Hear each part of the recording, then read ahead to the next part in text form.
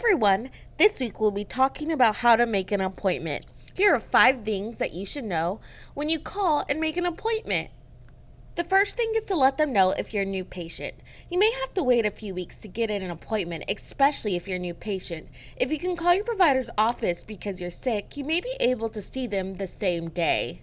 The second thing is tell them the reason for your visit. You might be looking for a new primary care provider, or you might need to come in because you have a specific concern like the flu, allergies, or anxiety. Then give them the name of your health insurance plan. Ask your guardian what health insurance plan you have so you're ready to answer that question.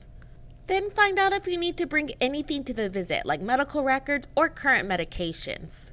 And the last thing, it's important to know the name of the provider you like to see. You may have to wait longer for an appointment if you request a specific provider, so they might recommend another provider in your network who has availability if you're feeling sick and need to come in sooner. Thanks for watching. Come back next week for more Adulting 101. Have a great week.